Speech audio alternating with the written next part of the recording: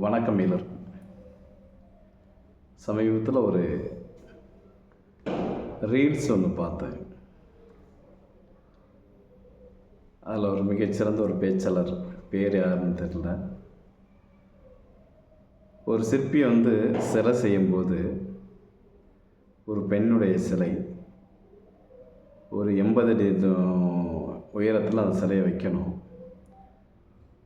இப்படி சிலையை செதுக்கும்போது பெண்களுக்கு கூந்தலில் பின்னுவாங்க இல்லையா, 3 விதமான ஜடையை போட்டு கடைசியில் குஞ்சம் வைக்கும்போது 3 விதமான அந்த ரிப்பனில் கொடுப்பாங்கள்ல. அப்படி செய்யும்போது அதில் 2 விதமாக தான் செய்ய முடிஞ்சதான். 3வது ஒரு ரிப்பன் மாதிரி போட முடியலையாட்டுக்கு. அந்த சிலையை செதுக்கிறதுக்கு கிட்டத்தட்ட 8 மாதம் ஆயிடுச்சான். இப்போ 8 மாதம் ஆகியும் இந்த சிலையை கடைசியில் ஒரு 3வது கொஞ்சம் போட முடியலன்னு சொல்லிட்டு திரும்ப வேற ஒரு கல் எடுத்து அதே மாதிரி செதுக்க தொடங்கிட்டு இருந்தாராம். அதை பார்த்துட்டு ஒருத்தர் கேட்டாராம், ஏப்பா இந்த சிலை நல்லதான் இருக்கு, ஏன் நீங்கள் திரும்ப அந்த சிலையை செதுக்க போகிறீங்கன்னா சொல்லும்போது, நான் சொன்ன காரணத்தை அந்த பின்னாடி சடை பின்னலில் 3 பின்னல் போடணும், அது ஒரு பின்னல் தான் என்னால் பண்ண முடிஞ்சது அப்படின்னு சொன்னாராம். இந்த சிலையை எங்கே வைக்க போகிறீங்க அப்படின்னா, இந்த கோபுரத்தினுடைய மேலே ஒரு 80 அடி உயரத்தில் வைக்க போகிறீங்க. 80 அடி உயரத்தில் மேலே வைக்கும்போது பின்னாடி தான் அது மறைஞ்சிருக்கும். அப்படிப்பட்ட சூழலில் யார் அதை பார்க்க போகிறா அப்படின்னு இருந்தாலும் கேட்கும்போது, அது யாரும் பார்க்க மாட்டாங்க, ஆனால் நான் பார்ப்பேன்.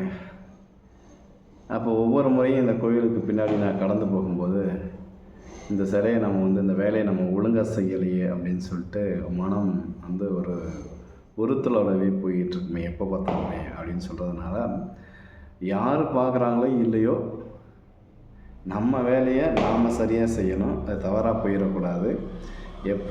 எப்போதும் நம்மளுடைய அந்த வேலையால் மனசு உறுத்தலாகவே இருக்கக்கூடாது அப்படின்ட்டு. யார் பார்ப்பாங்க பார்க்க மாட்டாங்க அப்படின்னு கிடையாது. செய்ய வேண்டிய வேலையை திருத்தமாக செஞ்சால் போதும். அப்போ தான் மனசு நிம்மதியோடும் நம்மளுடைய தொழிலில் ஒரு பக்தியோடையும் இருக்க முடியும் அப்படின்ட்டு சொன்னார். எவ்வளோ ஒரு நேர்த்தியான ஒரு அழகான ஒரு கருத்து பார்த்தீங்களா?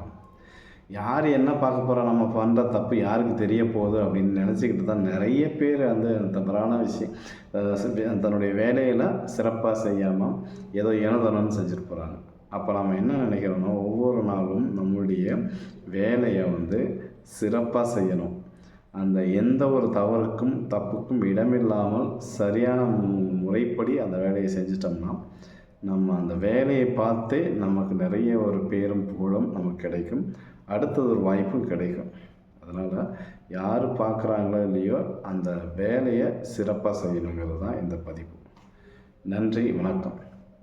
பிடிச்சதான லைக் பண்ணுங்கள், ஷேர் பண்ணுங்கள், கமெண்ட் பண்ணுங்கள். மறக்காமல் நம்முடைய கரிகளிக்க சேனலை சப்ஸ்கிரைப் பண்ணுங்கள். நன்றி, நல்ல மகிழ்ச்சி, வாழ்த்துக்கள்.